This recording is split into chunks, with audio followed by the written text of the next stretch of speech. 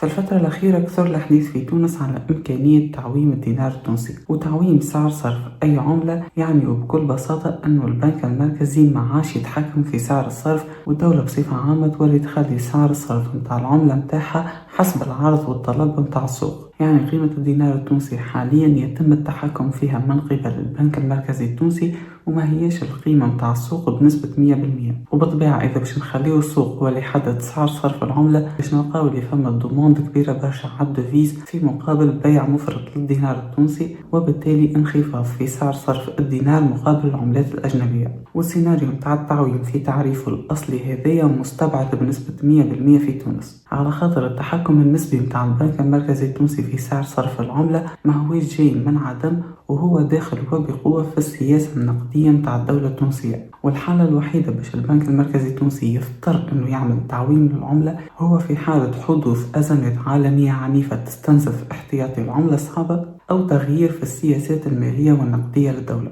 واللي هما زو سيناريوهات ما صار منهم حتى شيء لحتى هيك. علاش سيناريو تعويم الدينار بمعنى التعويم مستبعد كومبليتمون، ولكن السيناريو الآخر اللي متوقع انه يصير واللي قاعد يتم الحديث عليه هو وبكل بساطة انخفاض في سعر صرف الدينار، أما بصفة بسيطة مش بصفة مبالغ فيها. والسبب الرئيسي اللي خلى حديث كيما هذا يخرج في الفترة الأخيرة هو الكود دو شونج أو مجلة الصرف اللي قاعد يخطط لها مجلس نواب الشعب. ومجلة الصرف هذه الهدف الأساسي المعلن منها واللي موجود في القواعد متاعها على حسب أعضاء البرلمان هو تسهيل عملية الاستيراد والتصدير بالنسبة للشركات التونسية من خلال تبسيط وتحديث وسائل الدفع مع الخارج، واللي هي بالمناسبة حاجة مهمة على الأخر، وراهي قاعدة تعمل في برشا عراقة للبرشا شركات في تونس بالرسمي. وراهو بالرسمي القوانين الحالية قاعدة تعطل في برشا شركات تونسية من أنها تصدر للبرا. أما المشكلة في مجلة كيما هذه كيما ما هي باش تسهل الصادرات باش تسهل معها الواردات، يعني كيما مع عملية التصدير باش تولي أبسط وباش نوليو نجمو نصدروا أكثر،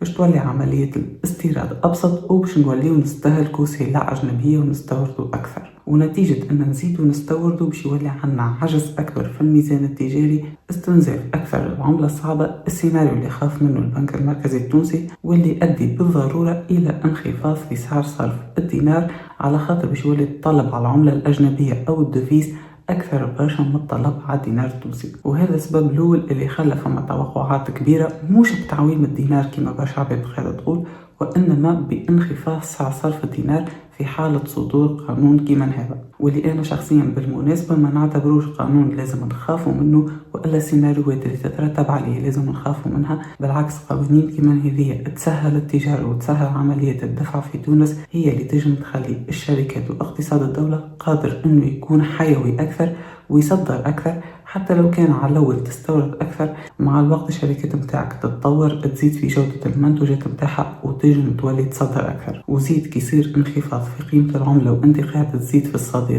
الصادرات التونسية تولي جذابة أكثر، على خاطر قيمتها باش تولي أرخص نتيجة لانخفاض العملة، وبالتالي بالوقت نوليو نجمو نصدروا أكثر وأكثر. السبب الثاني والأهم اللي يخلي فما شوية توقعات في انخفاض سعر الدينار هو عوامل خارجية أكثر منها داخلية، على خاطر في آخر سنوات فما تضخم كبير برشا في أوروبا وأمريكا اللي عندهم اليورو والدولار واللي هما العملات الأجنبية الرئيسية في العالم، وكيصير فما تضخم كبير في أي دولة الحل الوحيد أمام البنوك المركزية هي أنها تعلي في سعر الفايدة. وكل البنك المركزي الأوروبي وإلا الفيدرالي الأمريكي يزيدوا في سعر الفايدة يولي اليورو والدولار جاذبين أكثر من العملات الأخرى. العباد تولي تحول فلوسها أكثر لليورو والدولار باش تمشي تستثمرهم في أوروبا وأمريكا اللي يعطيو روندمون أكثر، وهذا يؤدي انديريكتومون إنه فما برشا استثمارات كانت تجي تجي لتونس تمشي لأوروبا وأمريكا وما تدخلناش، وشيء هذا ينقص من الدوفيز في تونس ويأثر بالتالي على قيمة الدينار. والعامل الثالث اللي خلى فما حديث على انخفاض قيمة الدينار التونسي هو التسهيلات تاخذ فيهم الدولة كل عام من عند البنك المركزي. في 2024 و 2025 كل عام الدولة خذت من عند البنك سنترال 7 مليارات دينار، وفي ميزانية 2026 الدولة عملت بريفيزيون تاع انها باش تاخذ 11 مليار دينار من عند البنك المركزي كتسهيلات مباشرة، والفلوس هذه باش تتوجه لتمويل ميزانية الدولة، وبالتالي باش بشوية بشوية الفلوس هذه باش نلقاوها انجكتي في الاقتصاد التونسي باش تولي الدينارات هذه في دين العباد، واللي هي مع الأسف دينارات بدون انتاجية حقيقية، يعني وراقوا برا ما غير سلع في المقابل. والمشكلة اللي تنجم تصير هونية واللي تأثر على قيمة الدينار